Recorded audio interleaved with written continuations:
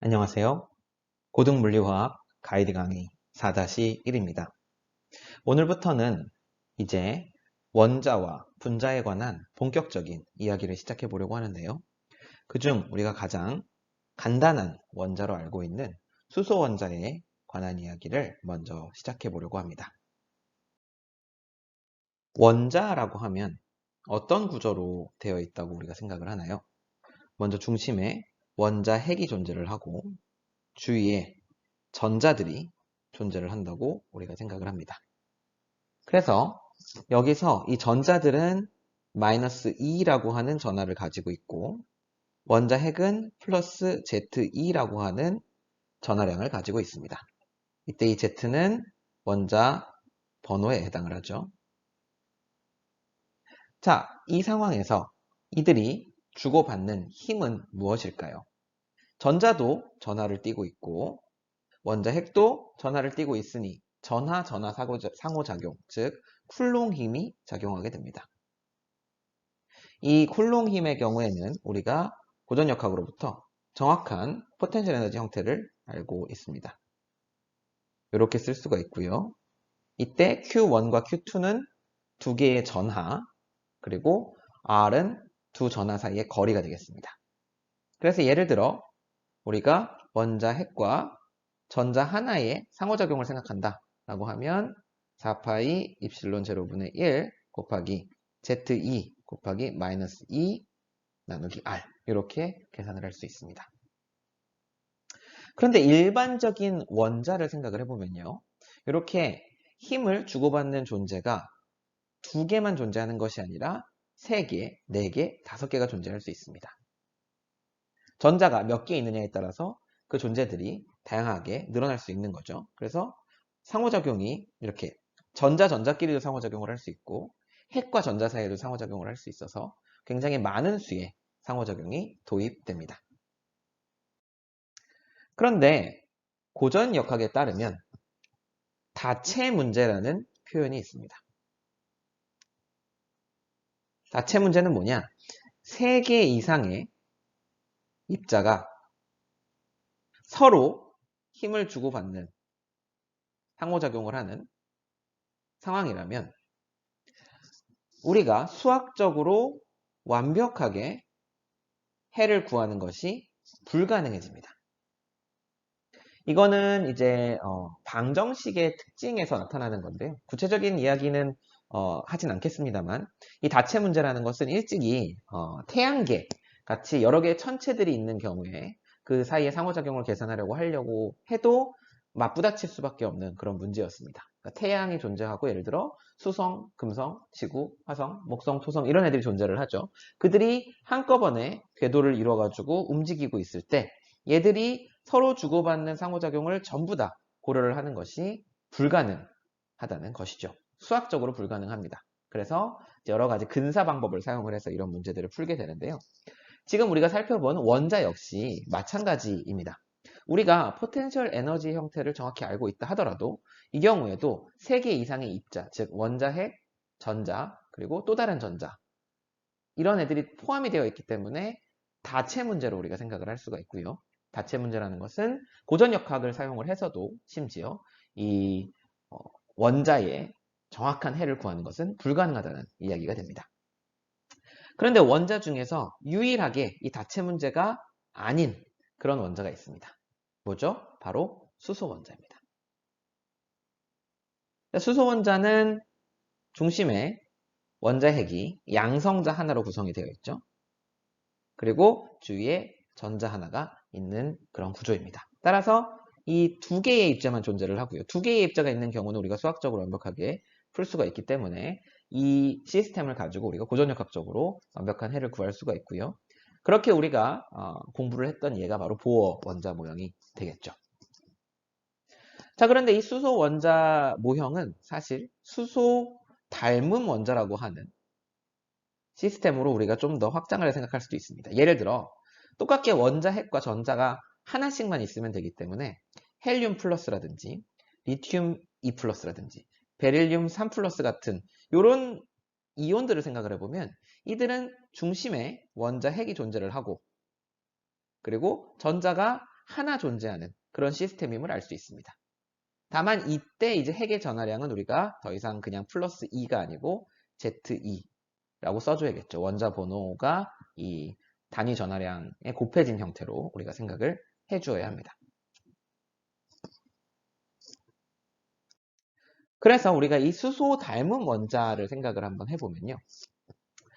원자 핵이 존재를 하고 그리고 전자가 존재를 하는 그런 시스템으로 생각을 할 수 있고, 말씀드렸던 것처럼 이 두 개 사이의 상호작용은 VR은 마이너스 4파이 입실론 제로분의 1 Z 2제곱 나누기 R로 우리가 구할 수가 있습니다.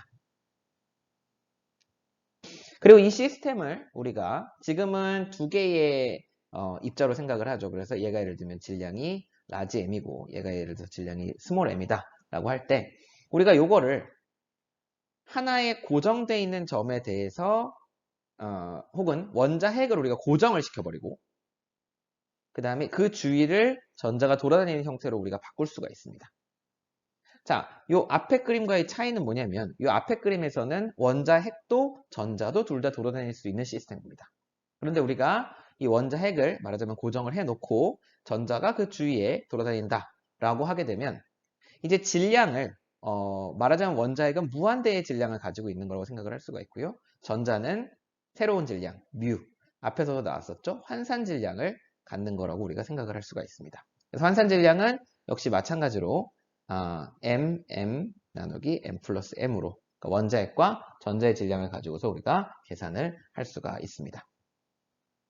이때 한 가지 주의하실 점은 이걸 계산을 해보면요.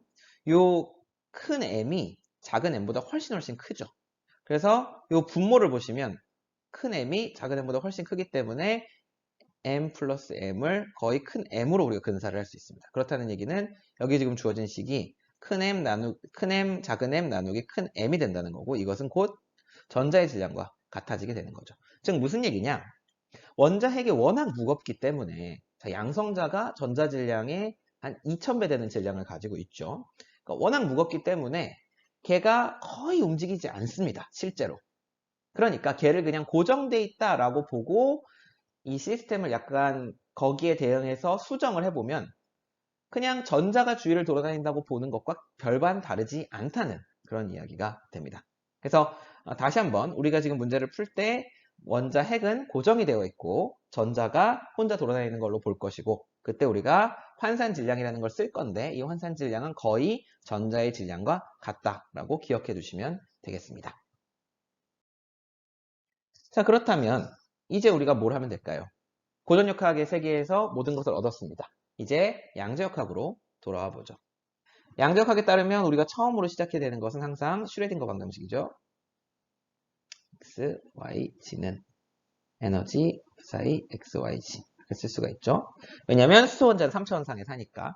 자, 그러면 여기서 이 해밀토니안을 한번 풀어 써봅시다. h바 제곱에 여기 질량이 들어가야 되는데 우리가 환산 질량으로 바꿔서 쓸 수가 있겠죠. 그리고 델 스퀘어 라플라시안이 들어가고요. 그 다음에 중요한 것이 바로 포텐셜 에너지죠. 포텐셜 에너지가 x, y, z에 대한 함수고 이렇게 가로 묶고 푸사이는 푸사이 이렇게 우리가 쓸 수 있습니다. 그런데 우리가 이 포텐셜에 대해서 알아요. 포텐셜이 아까 어떤 형태였죠? 마이너스 4파이 입실론 제로분의 1 곱하기 z 2제곱 나누기 r이에요. 즉 여기서는 r에 대한 함수로 주어져 있습니다. 이 r을 다룰 수 있는 좌표계는 구면 좌표계죠. 그래서 우리가 구면 좌표계로 얘를 다시 한번 써보겠습니다. 그러면 델 스퀘어에 마이너스를 써야죠. 플러스가 아니라 마이너스 4파이 입실론 제로분의 1 z 2제곱 나누기 r 요게 v에 대한 항이고요. 그 다음에 푸사이라는 녀석도 그러면 r 세타 파이에 대한 함수로 다시 우리가 쓸 수가 있습니다. 자, 우리가 이렇게 이제 구면 좌표계를 사용을 하면 요 포텐셜을 쉽게 다룰 수 있어서 좋기는 한데 문제는 그러면 요 라플라시안 연산자가 상당히 복잡해집니다. 그래서 요 라플라시안 연산자가 어떻게 생겼느냐면 제가 써보자면 구면 좌표계에서는 얘가 이런 식으로 우리가 쓸 수가 있습니다. r제곱 사인 세타분의 1 dd 세타 가로 열고 사인 세타 dd 세타 더하기 아직 안 끝났어요. r제곱 사인 제곱 세타 분의 1 d 스퀘어 d 파이 스퀘어 이렇게 됩니다. 그래서 원래 우리가 직교좌표기였다면 간단하게 d 스퀘어 dx 스퀘어 d 스퀘어 dy 스퀘어 d 스퀘어 dz 스퀘어로 나타날 수 있는 녀석인데 우리가 구면좌표계를 이용을 하면서 조금 복잡해진 식을 얻게 되었습니다. 그렇지만 이제 이 식을 쓸 때 우리가 포텐셜을 쉽게 다룰 수가 있기 때문에 우리가 이런 식을 씁니다. 자, 여기서 한번 풀어볼게요. 아주 꼼꼼하게 지금 모든 과정을 다루지는 않겠고 대략적인 개요만 설명드리도록 하겠습니다. 변수 분리를 쓸 겁니다. 변수 분리에서 우리가 어떻게 할 거냐면 r 세타 파이라고 하는 우리의 파동 함수가 r에만 의존하는 어떤 대문자 r이라는 함수 그리고 세타와 파이에만 의존하는 어떤 대문자 y라는 함수로 된다라고 가정을 하고 방금 전에 보여드렸던 그 식에다가 대입을 해서 정리를 해주면요. 어떻게 나오느냐면 식이 이렇게 나옵니다. 자, 역시 마찬가지로 앞에서 우리가 여러 번 변수 분리를 했었죠. 똑같은 과정입니다. 그리고 하나의 변수를 한쪽 변으로 나머지 변수를 다른 쪽 변으로 옮겨주면 우리가 이런 식을 얻을 수가 있습니다. 자, y 세타 파이 분의 1 하고 사인 세타 분의 1 dd 세타 사인 세타 dd 세타 플러스 사인 제곱 세타 분의 1 d 스퀘어 d 파이 스퀘어 y. 자, 보시면 좌변은 다소 길긴 합니다만 좌변은 오로지 r에 대한 함수죠. 그리고 우변은 오로지 세타와 파이에 대한 함수입니다. 그 얘기는 이 두 개를 동시에 만족시킬 수 있는 것은 두 항이 모두 상수가 되면 된다라는 거죠. 그래서 우리가 그 상수를 람다라고 잡겠고요. 상수를 사용을 하도록 하겠습니다. 자, 그러면 우리가 이제 두 개의 방정식을 얻습니다. 좌변을 람다랑 같게 놓았을 때의 방정식을 이렇게 우리가 얻을 수가 있고요. d, dr 더하기 람다 r제곱 그리고 큰 R 더하기 VR 큰 R은 에너지 R. 그리고 두 번째 식은 어디서 나오죠? 우변에서 나오죠. 우변을 우리가 람다랑 같게 놓았을 때 어떤 식이 나오는지가 이렇게 정리가 될 수가 있습니다. y제곱 이 전체에 대해서 y 세타 파이는 람다 y 세타 파이.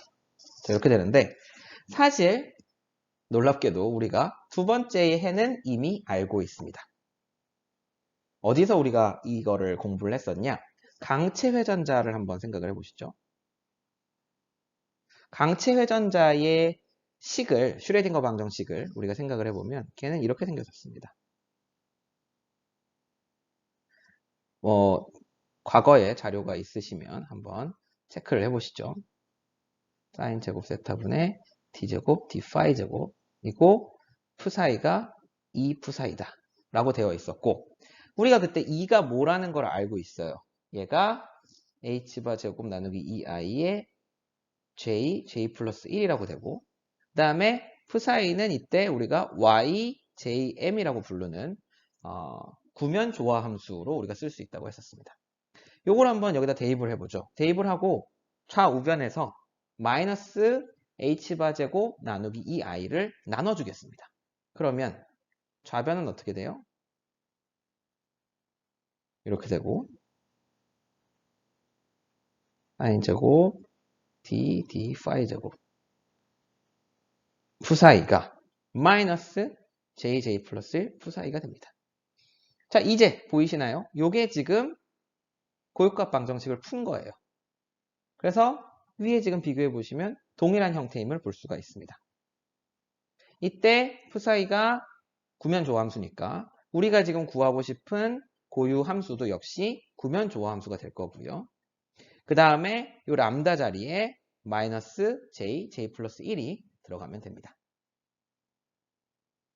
그런데 이 j라는 것은 우리가 회전을 나타낼 때 주로 쓰는 변수예요. 죄송합니다. 그 양자수를 나타내는 변수예요.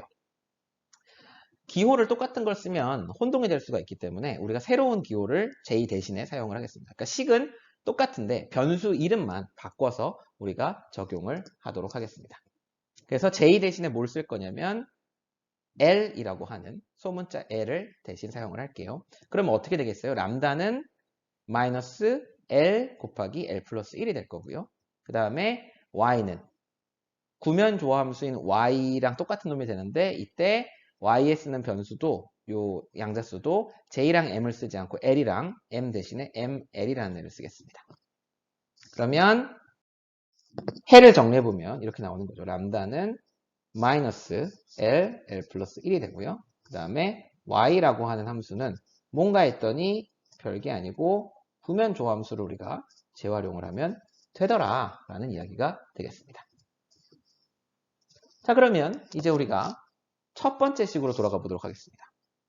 첫 번째 식은 어떻게 생겼었냐면 h바 제곱 2μ 그 다음에 d제곱 dr제곱 더하기 2 나누기 r ddr 그 다음에 더하기 람다 나누기 r제곱 해서 r이 있고 그 다음에 v가 있고 r이 있고 2r이 있고 이런 구조였습니다. 그런데 우리가 람다를 구했죠. 여기서 대입을 해줄게요. 대입을 해주면 식이 네. 다 쓰기 지금 귀찮은데 대입을 해주면 됩니다. 대입을 하시고 그 다음에 이 VR은 뭐죠? 여기는 우리가 앞에서 이렇게 구한 바가 있습니다. 엡실론 제로 분의 1 Z 2제곱 나누기 R 이렇게 되겠죠. 그래서 얘네들을 싹싹 대입을 해주면 미분 방정식을 하나 얻는데요. 그 미분 방정식의 해가 알려져 있습니다. 그러니까 우리가 풀진 않을 거고요. 요런 미분 방정식의 이제 해가 요 미분 방정식을 풀면 해가 어떻게 나오냐면 이렇게 나옵니다. 빨간색으로 쓸까요? RNL 그 다음에 R 해서 아주 복잡해요. 2Z 나누기 NA0의 세제곱 N-L-1 팩토리얼 나누기 2N 곱하기 N 플러스 L 팩토리얼의 세제곱. 자, 여기까지를 루트를 취하고요.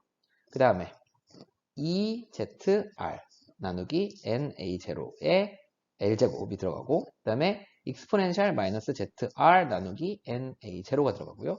곱하기 LN 플러스 L 2L 플러스 1 2ZR 나누기 NA0라고 이렇게 길게 쓸 수가 있습니다. 여기에서 이제 소개해드리지 않은 녀석이 이 A0라는 녀석인데요. 얘는 보어 반경이라고 부르고요.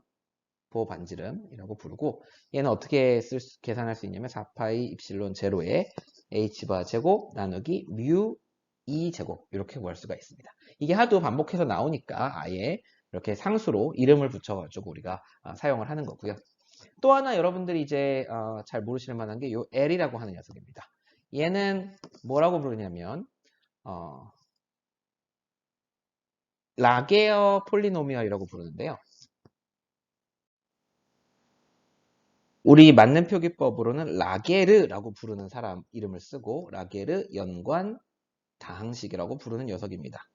그래서 얘는 다항식의 형태를 띠고 있고 우리가 전에 르장드르 연관 함수라는 것을 배웠었어요. 그런 식으로 어떤 특정한 형태의 다항식을 포함하는 형태입니다. 그리고 이제 n이랑 l이라고 하는 애는 어떤 정수가 들어가게 되고요. 이 자리에 이제 정수가 어떤 게 들어가느냐에 따라서 이 함수의 형태가 결정되게 됩니다. 그래서 자, 이 정수라는 거는 뭐겠어요? 네, 양자수로 우리가 사용을 할 수가 있겠죠. 전체적으로 지금 우리가 배운 이 슈레딩거 방정식의 해를 한번 정리해 보도록 하겠습니다. 먼저 양자수가 총 3개가 나왔습니다. n이 나오고요. l이 나오고 ml이 나왔습니다. 그 중에서 이 앞에 2개는 r에 대한 방정식을 풀었을 때 나왔고 뒤에 2개는 세타랑 파이에 대한 걸 풀었고 이때 나온 것이 우리가 이 구면 조화 함수라는 녀석이었습니다. 근데 이걸 이제 실제로 미분 방정식을 풀어보면 그 과정에서 조건들이 나오게 되는데요. n은 1, 2, 3, 땡땡땡 하고 그냥 자연수를 가지게 되고요.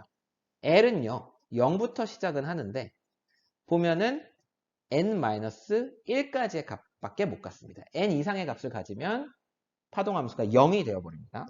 그리고 ml은 -l부터 쭉 1 간격으로 올라가서 l까지 올라가는 그런 정수가 되겠습니다. 그래서 이게 지금 수소 원자의 상태를 나타내는 양자수들입니다. 자, 양자수는 어떤 개념이라고 우리가 생각하면 되죠? 주소 같은 거로 생각을 하면 된다고 했습니다. 우리가 파동함수를 일일이 쓰고 에너지를 일일이 쓰는 게 힘들기 때문에 양자수가 하나하나 결정이 되면 그게 파동함수 하나와 그리고 에너지를 하나 지정을 해주게 되고요. 우리가 양자 상태를 하나 지정을 해주는 셈이 됩니다. 그래서 지금 우리가 n과 l과 ml 값을 수소 원자에 대해서 지정을 해주게 되면 이 조건을 만족하는 범위 안에서요. 그러면 수소 원자 포텐셜 안에 있는 전자가 갖는 양자역학적 상태를 하나 지정하게 되는 것입니다. 여기 이제 실제 수소 원자에 쓰는 거니까요. 좀 별명 같은 거를 우리가 좀 생각을 해보면 좋겠는데요. n이 1인 상태를 우리가 보통 K 껍질이라고 부릅니다. n이 2인 상태는 L 껍질이라고 부르고요. 그 다음에 3인 상태는 M 껍질이라고 부르고요. 이렇게 알파벳으로 올라가면서 n 값이 달라지는 경우들을 봅니다. 그리고 이 n을 우리가 주양자수라고 부르고요.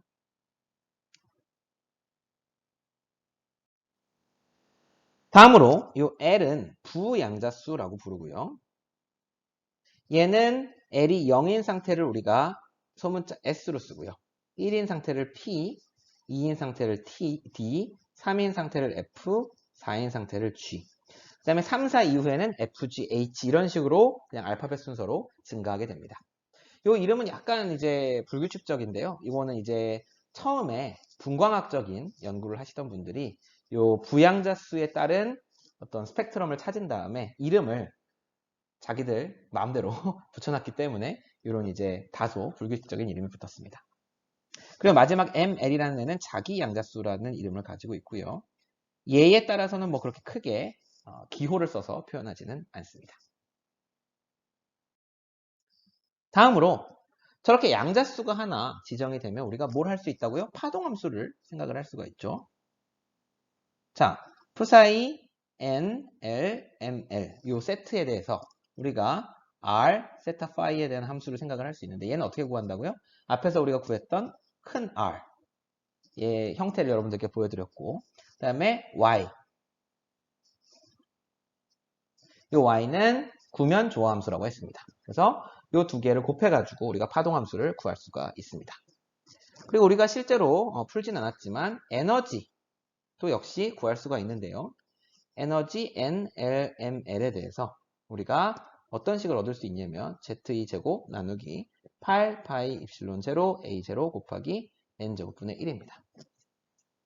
근데 공교롭게도 이 식은 이렇게 나타낼 수가 있고 얘는 뭐였냐면 리드베리 상수라는 애예요.